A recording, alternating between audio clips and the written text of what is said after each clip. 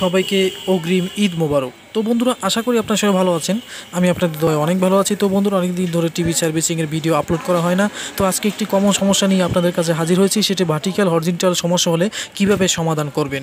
তো আজকে এই A to Z আপনাদের কাছে আমি আলোচনা করব। এই সমস্যাটি অনেকেই আপনি ছোট, তারপরেও কিন্তু আপনারা অনেক বড় করে ফেলেন। সেজন্য খুবই সংক্ষেপে আজকে এই ভিডিওটি আপনাদের কাছে নিয়ে আসলাম। তো বন্ধুরা, মূল ভিডিওতে যাওয়ার আগে আপনাদের কাছে পরিচয় করতে চাই এই দোকানটার বিষয়ে। তো বন্ধুরা, আমার এই দোকানটাতে এখন কম্পিউটার সার্ভিসিং, ল্যাপটপ, হার্ডওয়্যার, ইলেকট্রনিক্সের সকল ধরনের কাজ করা হয় এবং সার্ভিসিং করা হয়। বিভিন্ন ধরনের কম্পিউটারের অ্যাক্সেসরিজ পাওয়া যায়। তো বন্ধুরা, আমার এই ভিডিওটি যদি ভালো লাগে তাহলে অবশ্যই লাইক, কমেন্ট, শেয়ার করতে ভুলবেন না। চলুন তাহলে কথা না বেরিয়ে ভিডিওটি শুরু করা যাক।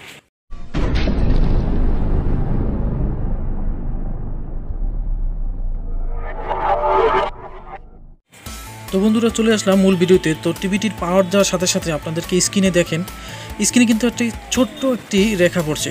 তো বন্ধুরা, এটি সাধারণত আপনার ভার্টিক্যাল সেকশন এবং হরিজন্টাল সেকশন থেকে এই সমস্যাটি হতে পারে। তো বন্ধুরা, আপনাদেরকে বলে রাখি, এরকম সমস্যা যদি আপনাদের হয় তাহলে আপনারা প্রথমেই আপনারা হরিজন্টাল ভার্টিক্যাল সেকশনগুলো পর্যায়ক্রমে মেপে দেখবেন। তো তার আগে খুব সুন্দর একটি মাধ্যম আছে। দেখেন, এখানে আঙ্গুল দিয়ে যদি আপনি ভার্টিক্যাল আইসি টাচ করেন তাহলে এখানে কিন্তু আপনাদের আপ ডাউন করার কথা। লাইটিংটি দেখেন, এখানে কিন্তু লাইটিংটি বর্তমানে আপ ডাউন করতেছে না।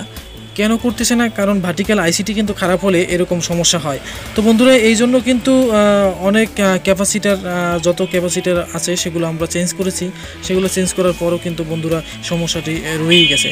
তো বন্ধুরা, এখানে এখন এই আইসিটি আমরা খুলে দেখব, মেপেও দেখছি। তো বন্ধুরা, ভিডিওটি স্টপ করলাম। তো বন্ধুরা দেখেন, আমি আইসিটি খুললাম। তো যেটি খুলছিলাম সেটি আপনাদেরকে আমি দেখাতে পারলাম না, যেহেতু আমার এক হাতে ক্যামেরা। তো বন্ধুরা, এখানে ছিল 7841।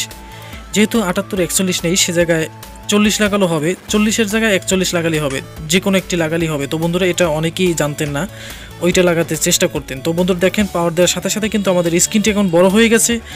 মূল কাজটি হলো, আপনারা যদি 41 থাকে তাহলে 40 লাগাতে পারবেন, কোনো সমস্যা নেই। এই কথাটি অনেকেই বলবে না। যদি আপনাদের 40 থাকে 41 লাগাতে পারবেন, 41 থাকে 40 লাগাতে পারবেন।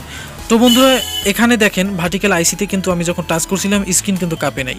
এই জন্যই আমি বলি, আজকে অনেকেই ভুল করে থাকে যে ক্যাপাসিটার চেঞ্জ করে। আসলে ক্যাপাসিটার চেঞ্জ করলে হয় না। যদি আপনি হাত দিবেন, যদি হাত দিলে দেখেন যে স্ক্রিন নাড়াচাড়া করছে, তার মানে ভার্টিক্যাল আইসি ঠিক আছে। যদি পর্দা একটু বড় থাকে, চিকন র্যাক যদি না থাকে, তাহলে আপনাদের বুঝতে হবে ক্যাপাসিটার সমস্যা। দেখেন, এখানে 40-এর জায়গায় আপনি 41 লাগাতে পারবেন।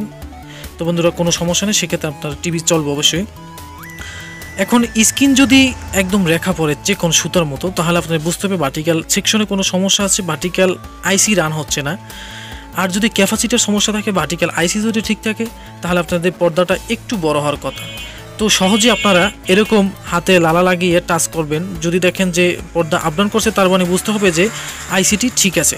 তো বন্ধুরা, এই গুরুত্বপূর্ণ কাজটি অনেকেই আমরা ভুল করে থাকি। তো বন্ধুরা, আজকে এই পর্যন্তই। আমার এই ভিডিওটি যদি ভালো লাগে তাহলে অবশ্যই লাইক, কমেন্ট, শেয়ার করবেন। আর ইলেকট্রনিক্সের ভিডিও সবারই কাজে লাগে, এটি আমি আশা করি। তো বন্ধুরা, আমি বর্তমানে স্ন্যাকভিডিও অ্যাপ দিয়ে টাকা ইনকাম করছি। আপনারাও এই অ্যাকাউন্টে খুলে টাকা ইনকাম করুন। ডিসক্রিপশনে এই লিঙ্কটি দেওয়া থাকবে। তো বন্ধুরা, লিঙ্কে ক্লিক করার পর দেখতে পারবেন যে কীভাবে আপনারা অ্যাকাউন্ট খুলবেন। তো বন্ধুরা, অ্যাকাউন্ট খুলবেন এবং সেখানে টাকা রিচার্জ করে আমি লাইভে দেখাচ্ছি।